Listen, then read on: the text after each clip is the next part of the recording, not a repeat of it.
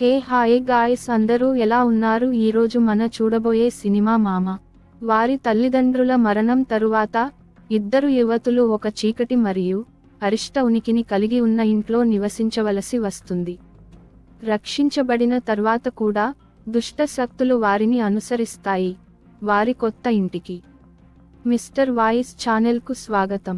ఒక వ్యక్తి తన వ్యాపార భాగస్వాములను మరియు అతని విడిపోయిన మాజీ భార్యను చంపి తన పిల్లలతో ఒక యువ విక్టోరియా మరియు బేబీ లిల్లీతో పారిపోతాడు. రిమోట్ మంచుతో కూడిన రహదారిపై వేగంగా ప్రయాణించిన తర్వాత అతను అడవుల్లోకి దూసుకెళ్లి పిల్లలను సమీపంలోని పాడుబడిన క్యాబిన్కు తీసుకువెళతాడు. అతను చేసిన తప్పులను గ్రహించి అతను ఆత్మహత్యకు సిద్ధమవుతాడు. కానీ చివరి క్షణంలో క్యాబిన్లోని ఒక వింత వ్యక్తి చంపబడ్డాడు. విక్టోరియా ఆ బొమ్మను చూస్తుంది, కానీ ఆమె అద్దాలు క్రాష్లో పగిలిపోవడంతో అస్పష్టతను మాత్రమే చూస్తుంది. 5 సంవత్సరాల తర్వాత వారి అంకుల్ లూకాస్ మరియు అతని స్నేహితురాలు అనాబెల్ తన సోదరుడి వారసత్వాన్ని ఉపయోగించి అతని సోదరుడు మరియు మేనకోడళ్ల కోసం పిచ్చిగా వెతుకుతున్నారు. శోధకులు క్రాష్ అయిన కారుపై పొరపాట్లు చేసి ఇద్దరు పిల్లలను క్యాబిన్లో కనుగొన్నారు. ఈ సమయంలో వారు పూర్తిగా జంతువుల వలె మారారు. విక్టోరియా చొరబాటుదారులకు రక్షణగా లిల్లీని భౌతికంగా రక్షించింది. వారు మనోరోగ వైద్యుడు డాక్టర్ డ్రేఫస్ సంరక్షణలో ఉంచబడ్డారు. లూకాస్ మరియు పిల్లల తల్లి పక్షాన ఉన్న ధనవంతులైన అత్త మధ్య పిల్లల సంరక్షణపై చట్టపరమైన వివాదం ఉంది. అయితే లూకాస్ మరియు అన్నాబెల్ పిల్లలను వారి ప్రత్యేక అవసరాలతో తక్కువ ఆదాయంతో చిన్న అపార్ట్మెంట్లో పెంచే సామర్థ్యాన్ని కోర్టు ప్రశ్నించింది. డాక్టర్ డ్రేఫస్ లూకాస్ మరియు అన్నాబెల్లను పిల్లల చట్టపరమైన సంరక్షకులుగా సిఫారసు చేయడానికి అంగీకరిస్తాడు. వారు కేస్ స్టడీస్ చేయడానికి ఉపయోగించే ఒక ప్రత్యేక గృహంలోకి మారడానికి అంగీకరించినంత కాలం అతను చేయలేడని తెలిసి వారి అత్త జీవించి ఉంటే వారి పురోగతిని పర్యవేక్షించడానికి దేశం యొక్క ఇతర వైపు కస్టడీని పొందవలసి ఉంది. పిల్లలు పదే పదే అమ్మా అని పిలుచుకునే విచిత్రమైన వ్యక్తి పిల్లలతో పాటు కొత్త ఇంటిలో ఉన్నట్లు త్వరగా స్పష్టమవుతుంది. మామా ద్వారా అనాబెల్లె ప్రేరేపించిన కలలు, డాక్టర్ డ్రేఫస్ పరిశోధన మరియు విక్టోరియాతో సంభాషణల కలయిక ద్వారా ఆమె చరిత్ర సినిమా అంతటా అందించబడింది. మామా 1800లలో మానసిక ఆశ్రయంలో ఉన్న మాజీ రోగి. ఆమె స్వరూపం మరియు సాధారణ చర్యలు ఆమెకు డౌన్ సిండ్రోమ్ ఉన్నట్లు సూచిస్తున్నాయి, అయితే ఇది అధికారికంగా చెప్పబడలేదు. ఆమె ఆశ్రయం నుండి బయటపడి మామా బిడ్డకు లిల్లీ అని పేరు పెట్టిన సన్యాసిని కత్తితో పొడిచి ఆ బిడ్డను తిరిగి దొంగిలించింది. అధికారులచే వెంబడించబడి ఆమె సరస్సుకు ఎదురుగా ఉన్న ఒక కొండ అంచు వద్ద ముగుస్తుంది.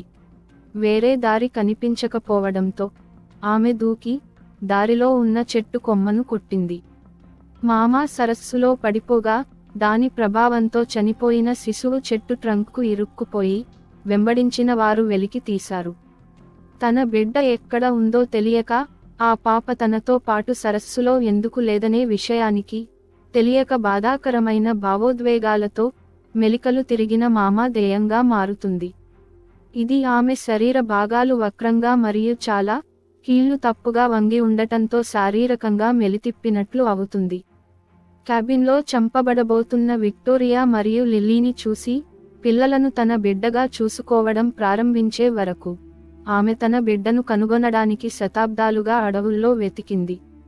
మామా ఉనికిని సాధారణంగా నల్ల సీతాకోకచిలుకలు మరియు విద్యుత్ సమస్యలు సూచిస్తాయి. ఆమె పిల్లలతో ఆడుకుంటుంది, కానీ ఎవరికీ కనిపించకుండా దాక్కుంటుంది. విక్టోరియా ఎల్లప్పుడూ మామా వైపు చూసేటప్పుడు తన అద్దాలను తీసివేసి డాక్టర్ డ్రేఫస్కి తాను కనిపించే చోటికి రానని చెబుతుంది.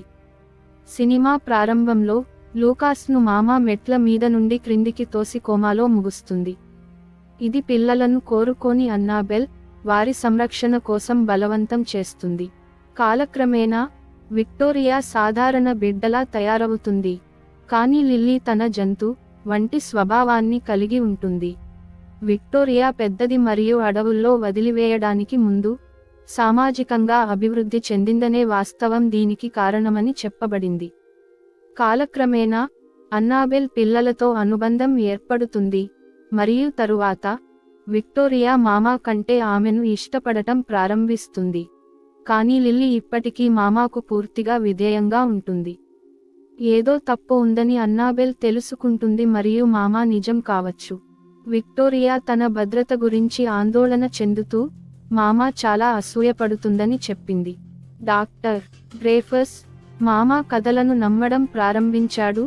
మొదట విక్టోరియా తనకు తెలుసుకోకూడని సమాచారంతో కథలు చెప్పగలిగింది మరియు తరువాత అతను నిజంగా మామాను చూస్తాడు కాబట్టి. విచారణలో అతను మామా శిశువు యొక్క శవాన్ని స్వాధీనం చేసుకుంటాడు.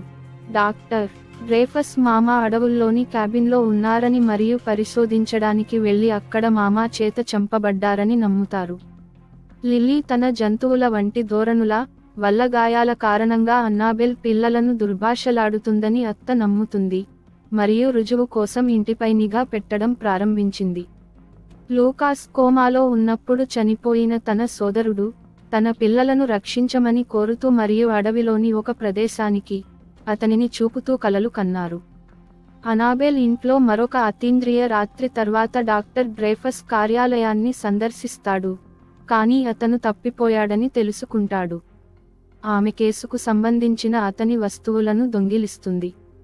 ఈ సమయంలో ఆమె డాక్టర్ కనుగొన్న కేసు యొక్క అంశాలను తెలుసుకుంటుంది మరియు శిశువు మృతదేహాన్ని కనుగొంటుంది.